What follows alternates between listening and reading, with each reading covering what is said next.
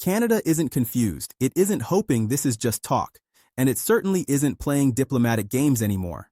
What's happening with Donald Trump and Venezuela has sent shockwaves straight through Ottawa, through allied capitals, and through Canada's national security circles. Here's the thing most people overlook. This isn't just about one country in Latin America.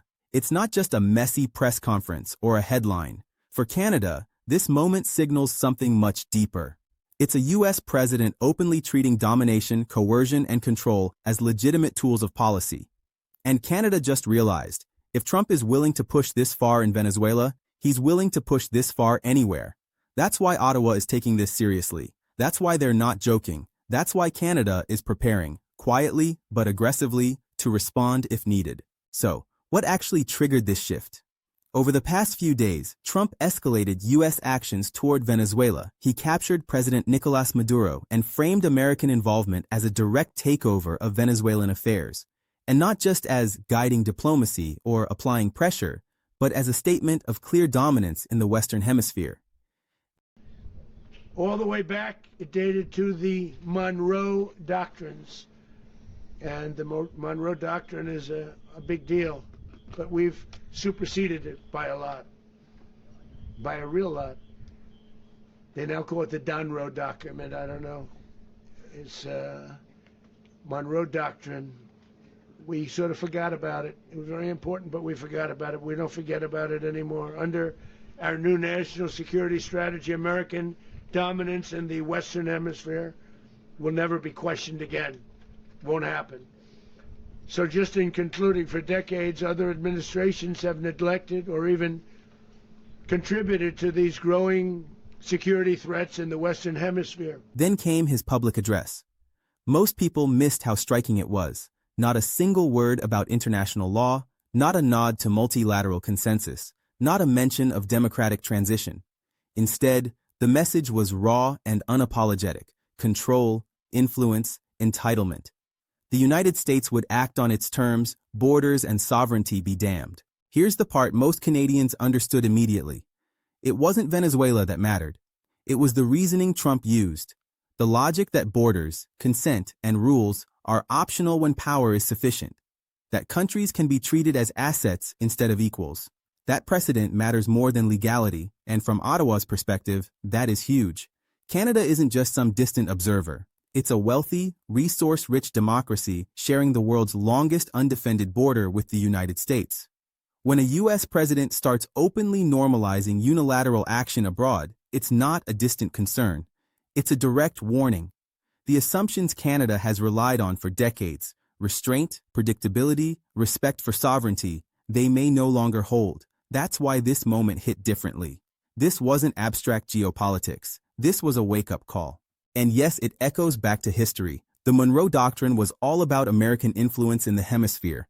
But today, under Trump, Canadians are calling it something new, the so-called Monroe Doctrine. It's Monroe Doctrine, but amplified. And now, Canada's national security strategy treats American expansionism as a concrete factor, not an academic footnote. Let's back up a bit. For decades, Latin America felt far away to many Canadians. Important, sure, but not a direct threat. That illusion is gone. This isn't about Venezuela's geography. It's about precedent. When Trump talks about domination, control, or countries becoming 51st states, Ottawa doesn't just laugh it off.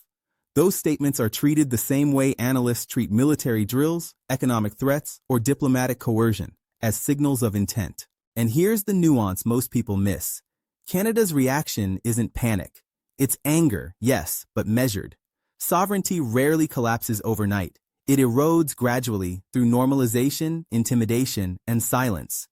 Canada has decided it will not stay silent. They're watching what Trump says, and more importantly, what he doesn't say. No respect for democratic agency, no patience for multilateral processes, no consistent emphasis on international legitimacy, just leverage, resources, and control.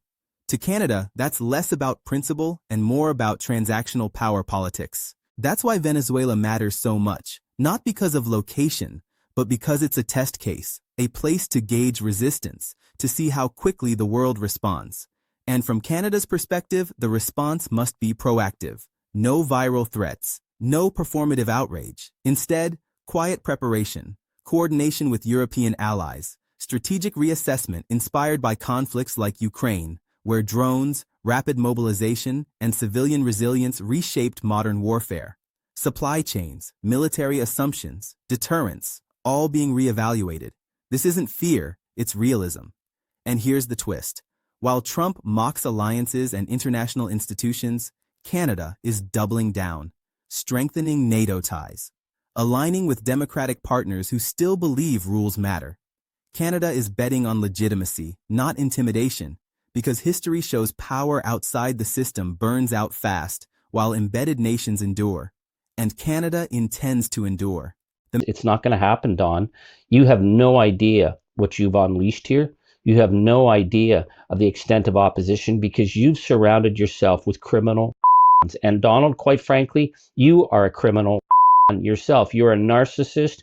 You're a convicted criminal. If you hadn't lived off Russian dark money for all these years, you would have been bankrupt long ago, and you will be bankrupt again, Donald, because you are driving your country into the ground and making it a pariah on the international stage. As for Canada, we will do what we've got to do. We will continue to build our alliances. We will continue to focus our economy away from the gangster economy so that we are ready.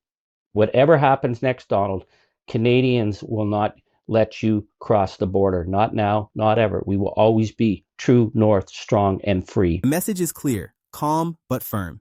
Canada will not be absorbed. Canada will not be intimidated. Canada will not quietly accommodate threats to its sovereignty. The era of assuming good faith is over. Canadian officials are treating Trump's words as deliberate, not accidental, and they're preparing accordingly. Early preparation beats late reaction. That's the lesson history teaches, and it's exactly what Ottawa is following. So when people ask, why is Canada acting differently now? The answer is simple. They see the pattern. Language of domination, testing boundaries, redefining sovereignty, power politics in action, and they're not waiting to see if it succeeds. They're acting now. Ready to defend, ready to stand with allies, ready to say no, firmly, quietly, permanently. Canada isn't reacting to headlines. It's reacting to history. And from where they're sitting, history is very clear. Countries that survive are the ones who prepare early, not the ones who dismiss warning signs. And today, Canada is ready. That's Canada today. Calm, calculated, and unflinching. If you found this helpful, consider subscribing. I appreciate you.